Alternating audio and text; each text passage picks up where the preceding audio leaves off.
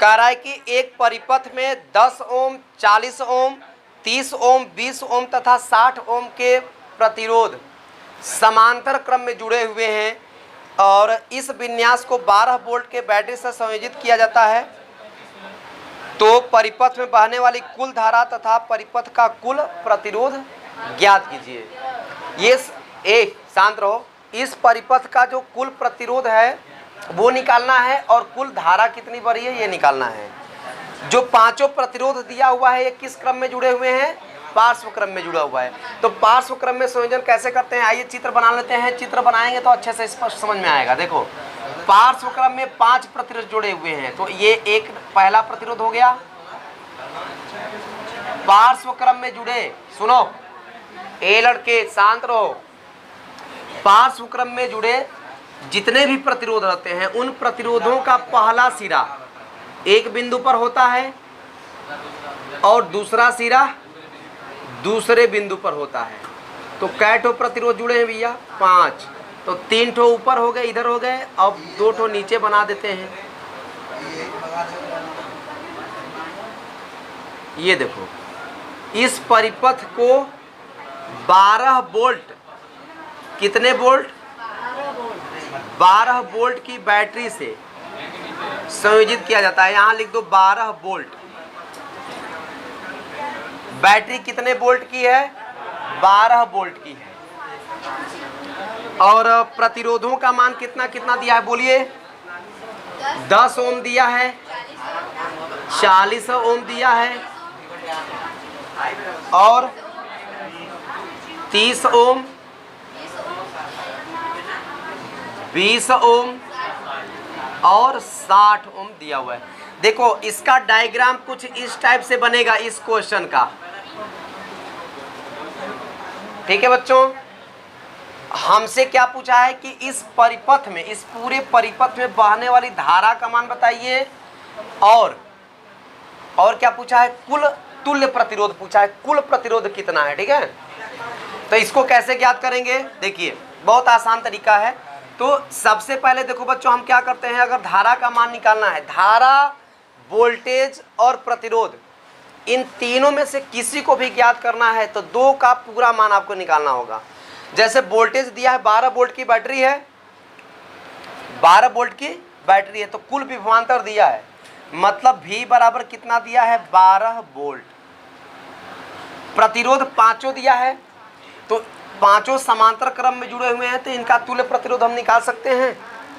समांतर क्रम में जुड़े सभी प्रतिरोधों का तुल्य प्रतिरोध किस सूत्र से ज्ञात करते हैं? 1/R बराबर 1/R1 प्लस 1/R2। ऐसे करते करते जितने हैं उतने लिख लेंगे।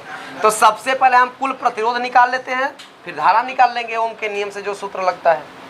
तो हम लिखेंगे, चूंकि इसको मान लेते हैं R1, इसको R2, इसको R3, इसको R4, इसको R5।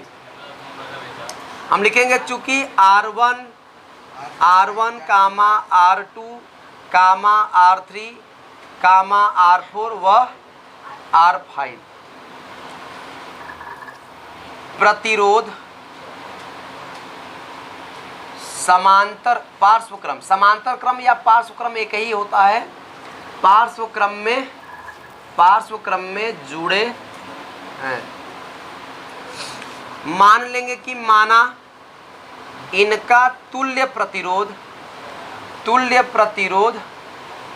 कैपिटल R है। हमेशा कुल प्रतिरोध कैपिटल R होता है, तुल्य प्रतिरोध को कुल प्रतिरोध कहा जाता है। ठीक है, अब समांतर क्रम में जुड़े हैं तो इनका कुल प्रतिरोध निकालने का सूत्र क्या होता है? 1/R बराबर 1/R1 plus 1/R2 plus 1/R3 1/R4 plus 1/R5। 5 ठो है तो 5 तक लिखेंगे और अगर 9-10 ठो दिया है तो इसी तरह से आगे लिखते चले जाएंगे।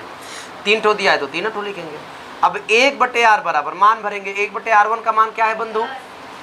10 प्लस 1/R2 का मान 40, 1/30, 1/20, 1/60। अब इन सब को हल कर लेंगे नॉर्मल विधि जैसे सॉल्व किया जाता है। इसका क्या करेंगे? एलसीएम लेंगे, लसा लेंगे। नहीं दिख रहा है, इधर लगा देता हूँ। और इसका हम क्या करेंगे, लसा लेंगे तो 10, 40, 30, 20, 60 लसा लेंगे तो 120 आएगा। ठीक है, 10 का 120 में भाग देंगे 12 बार, 12 का गुणा 1 में करेंगे तो 12 प्लस 40 का भाग देंगे इसमें 3 बार, 3 का मल्टीप्लाई 1 में करेंगे तो 3, 30 का भाग देंगे 4 बार, 4 का गुणा 1 में करेंगे तो प्लस 4, प्लस 20 का भाग देंगे 6 बार, गुणा करेंगे 6 1 का 6 प्लस 2।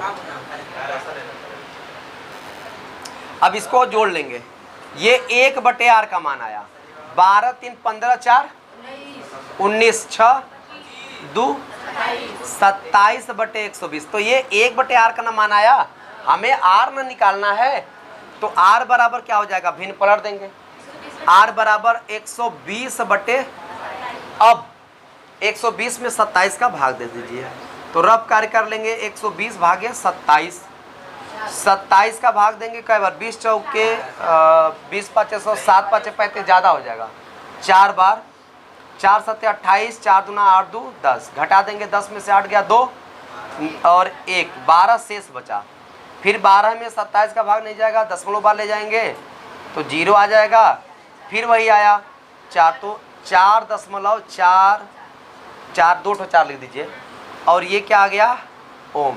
इतना इसका तुल्य प्रतिरोध आया। प्यारे बच्चों, अब क्या निकालना है, धारा।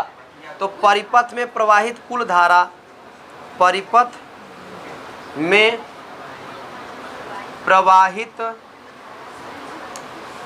कुल धारा, क्या फार्मूला होता है, I बराबर V/R हो जाएगा। V का मान कितना है, कुल वोल्टेज कितना है 12 है तो 12 लिख देंगे और बटे R, ये अशुद्ध मान है, ये लगभग है, इसको कभी लिख करके सॉल्व मत करिएगा, भिन्नात्मक वाला रख करके हल करिए।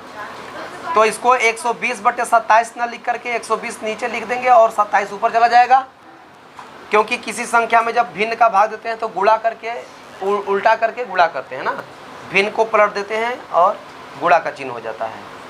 अब इसको सॉल्व करिए, 12 दाम 120, 1/10 मतलब 27/10, 27 में 10 का भाग देंगे 2.7 एम्पियर। तो परिपथ में प्रवाहित कुल धारा कितनी आ जाएगी, 2.7 एम्पियर। तो यही आपका आंसर है। ठीक है, इसको नोट कर लीजिए और अच्छे से इसको घर पे 1 बार 2 बार समझिएगा। ठीक है।